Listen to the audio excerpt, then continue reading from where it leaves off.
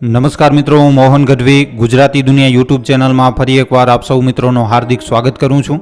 મિત્રો, ગુજરાત ભારતનું એક મહત્વનું રાજ્ય છે જે તેની ભૌગોલિક વૈવિધ્યતા અને કૃષિ આધારિત અર્થતંત્ર માટે જાણીતું છે. ચોમાસાની ઋતુ ઉપર ખૂબ જ વધારે નિર્ભર રહે છે.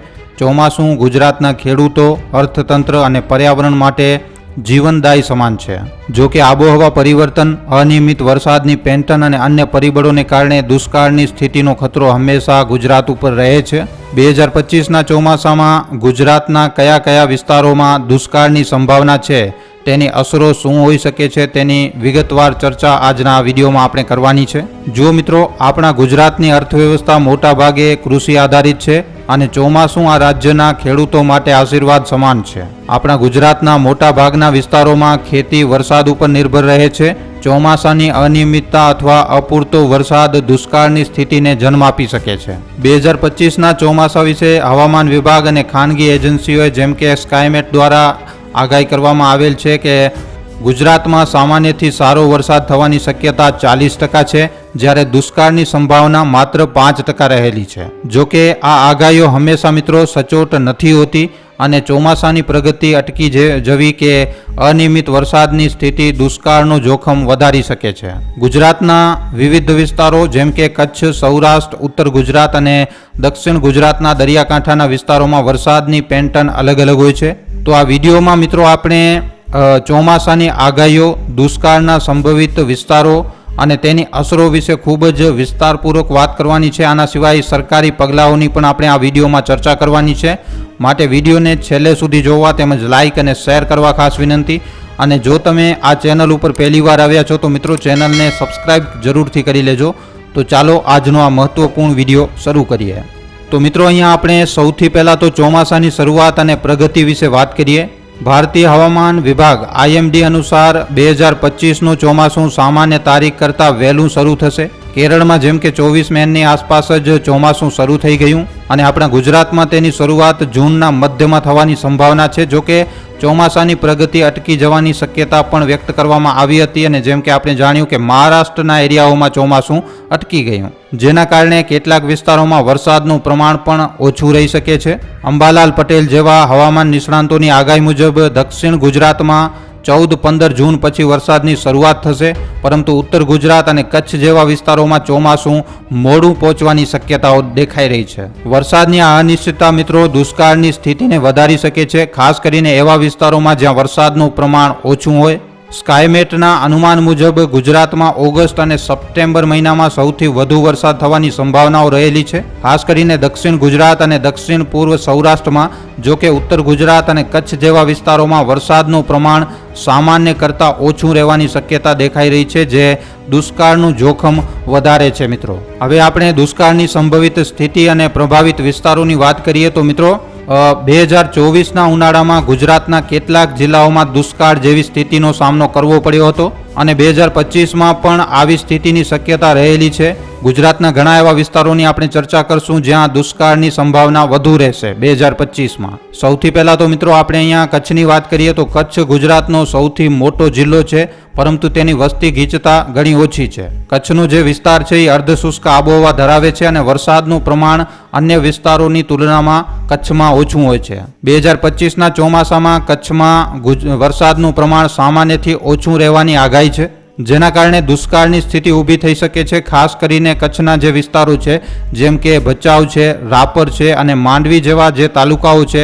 અહીંયા પાણીની અછત અને ખેતીને નુકસાન થવાની સંભાવનાઓ 2025માં રહેલી છે. ઉત્તર ગુજરાતની વાત કરવામાં આવે તો ઉત્તર ગુજરાતના જિલ્લાઓ જેમ કે બનાસકાંઠા છે, પાટણ છે અને મહેસાણા સાઈડના જે વિસ્તારો છે, ચોમાસાનો વરસાદ અહીંયા અનિયમિત હોય છે. આ વિસ્તારોમાં સિંચાઈની સુવિધાઓ ઘણી મર્યાદિત છે અને ખેતી મોટા ભાગે વરસાદ ઉપર જ નિર્ભર રહે છે. જો ચોમાસું મોડું આવે અથવા વરસાદનું પ્રમાણ ઓછું રહે તો આ જિલ્લાઓમાં દુષ્કાળની સ્થિતિ ઊભી થઈ શકે છે. 2024માં આ વિસ્તારોમાં મિત્રો દુષ્કાળ જેવી સ્થિતિ જોવા મળી હતી અને 2025માં પણ આ જોખમ રહેલું છે. સૌરાષ્ટ્રની વાત કરવામાં આવે તો સૌરાષ્ટ્રના કેટલાક જિલ્લાઓ જેમ કે રાજકોટ છે, જામનગર છે અને સુરેન્દ્રનગર જે જિલ્લો છે, આ જિલ્લાઓમાં વરસાદનું પ્રમાણ સામાન્યથી ઓછું રહેવાની શક્યતા છે. આ વિસ્તારોમાં ખેતી અને પશુપાલન મુખ્ય આજીવિકા છે અને ઓછો વરસાદ આ વિસ્તારોના ખેડૂતો માટે નુકસાનકારક સાબિત થઈ શકે છે. ખાસ કરીને સુરેન્દ્રનગરમાં ભૂગર્ભ જળ સ્તર જે છે એ ખૂબ જ વધારે નીચું છે, જે દુષ્કાળની સ્થિતિને વધુ ગંભીર બનાવી શકે છે. મધ્ય ગુજરાતની વાત કરવામાં આવે તો મધ્ય ગુજરાતના અમુક વિસ્તારો, મધ્ય ગુજરાતના જિલ્લાઓ જેમ કે અમદાવાદ અને ગાંધીનગરમાં પણ વરસાદનું પ્રમાણ ઓછું રહેવાની શક્યતાઓ દેખાઈ રહી છે. આ વિસ્તારોમાં શહેરીકરણ વધુ છે, પરંતુ ગ્રામીણ વિસ્તારોમાં ખેતી હજુ પણ મહત્વની છે. અહીંયા અપૂરતો વરસાદ આ વિસ્તારોમાં પાણીની અછત અને ખેતીના ઉત્પાદનમાં ઘટાડો લાવી શકે છે. દુષ્કાળની સ્થિતિ મિત્રો ઘણા પરિબળોના સંયોગોથી ઊભી થાય છે. 2025ના ચોમાસામાં ગુજરાતમાં દુષ્કાળની સંભાવનાઓને પ્રભાવિત કરે એવા પરિબળો વિશે આપણે વાત કરીએ તો અહીંયા સૌથી પહેલાં તો આબોહવા પરિવર્તન આવે છે. આબોહવા પરિવર્તનને કારણે વરસાદની પેટર્નમાં અનિશ્ચિતતા વધી છે. અલ નીનો અને લા નીના જેવા હવામાનની ઘટનાઓ ચોમાસાને પ્રભાવિત કરે છે અને 2025માં આવી ઘટનાઓની અસર મિત્રો દુષ્કાળના જોખમને વધારી શકે છે. ચોમાસાની અનિયમિત પ્રગતિ 2025માં ચોમાસાની પ્રગતિ અટકી જવાની શક્યતા વ્યક્ત કરવામાં આવી હતી અને જેમ કે આપણે બધા જાણીએ છીએ કે ચોમાસું એક રીતે હમણાં અટકી ગયું છે. જો ચોમાસું મુંબઈથી આગળ ન વધે તો ઉત્તર ગુજરાત અને કચ્છ જેવા વિસ્તારોમાં વરસાદનું પ્રમાણ ખૂબ જ વધારે ઓછું રહી શકે છે. એના પછી ભૂગર્ભ જળ સ્તરનું ઘટતું સ્તર. ગુજરાતના ઘણા વિસ્તારોમાં ભૂગર્ભ જળ સ્તર નીચું જવા લાગ્યું છે. ખાસ કરીને કચ્છ અને સૌરાષ્ટ્રમાં આ પરિસ્થિતિ દુષ્કાળની અસરને વધુ ગંભીર બનાવે છે, કારણ કે સિંચાઈ માટે પાણીની ઉપલબ્ધતા ઘણી વધારે ઘટે છે મિત્રો. એના પછી અયોગ્ય પાણી વ્યવસ્થાપન. કેટલાક વિસ્તારોમાં પાણીના અયોગ્ય વ્યવસ્થાપન અને સિંચાઈની અપૂરતી સુવિધાઓ દુષ્કાળની સ્થિતિને વધારે છે. ખાસ કરીને ગ્રામીણ વિસ્તારોમાં જ્યાં નહેરો અને જળાશયોની સુવિધા મર્યાદિત છે, દુષ્કાળની અસરને વધુ ગંભીર ત્યાં હોઈ શકે છે. દુષ્કાળની સ્થિતિ ગુજરાતના અર્થતંત્ર, સમાજ અને પર્યાવરણ ઉપર ગંભીર અસરો કરી શકે છે. ગુજરાતમાં ખેતી ચોમાસા ઉપર નિર્ભર છે અને દુષ્કાળની સ્થિતિમાં ઘઉં, બાજરી, મગફળી અને કપાસ જેવા પાકોનું ઉત્પાદન ઘટી શકે છે. આનાથી ખેડૂતોની આવક ઘટશે અને ખાદ્ય સુરક્ષા ઉપર પણ મોટા પાયે અસર થશે. ઓછો વરસાદ પાણીની અછતને વધારશે. ખાસ કરીને ગ્રામીણ વિસ્તારોમાં આનાથી પીવાના પાણીની સમસ્યા ઊભી થશે અને ભૂગર્ભ જળ સ્તર વધુ ઘટશે. સૌરાષ્ટ્ર અને કચ્છમાં પશુપાલન એક મહત્વની આજીવિકા છે મિત્રો. દુષ્કાળની સ્થિતિમાં ચારો અને પાણીની અછતને કારણે પશુઓનું સ્વાસ્થ્ય અને ઉત્પાદન ઘટશે. એના પછી આર્થિક અસર. દુષ્કાળની સ્થિતિ ગુજરાતના અર્થતંત્ર ઉપર નકારાત્મક અસર કરશે. કૃષિ ઉત્પાદનમાં ઘટાડો, ખાદ્ય પદાર્થોના ભાવમાં વધારો અને ગ્રામીણ વિસ્તારોમાં બેરોજગારી વધવાની શક્યતાઓ રહેશે. સામાજિક અસરની વાત કરીએ તો દુષ્કાળની સ્થિતિ ગ્રામીણ વિસ્તારોમાંથી શહેરો તરફ સ્થાનાંતરને વેગ આપી શકે છે. આનાથી શહેરી વિસ્તારોમાં ગીચતા વધશે અને સામાજિક અસમાનતા વધી શકે છે.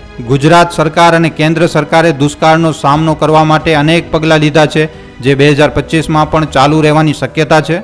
સૌથી પહેલાં સિંચાઈ સુવિધાઓનો વિસ્તાર. સરદાર સરોવર નર્મદા યોજના જેવી સિંચાઈ યોજનાઓ ગુજરાતના ઘણા વિસ્તારોમાં પાણી પૂરું પાડે છે. આ યોજનાને વધુ વિસ્તારોમાં વિસ્તારવાથી દુષ્કાળની અસરને ઘટાડી શકાય છે. પછી વોટર હાર્વેસ્ટિંગ. વરસાદી પાણીનો સંગ્રહ કરવા માટે ગુજરાત સરકારે વોટર હાર્વેસ્ટિંગ પ્રોજેક્ટ ઉપર ભાર મૂક્યો છે. આ યોજનાઓ ખાસ કરીને કચ્છ અને સૌરાષ્ટ્રમાં અસરકારક સાબિત થઈ શકે છે. ખેડૂતો માટે સહાય. દુષ્કાળની સ્થિતિમાં ખેડૂતોને આર્થિક સહાય, બીજ અને ખાતરની સબસિડી આપવામાં આવે છે.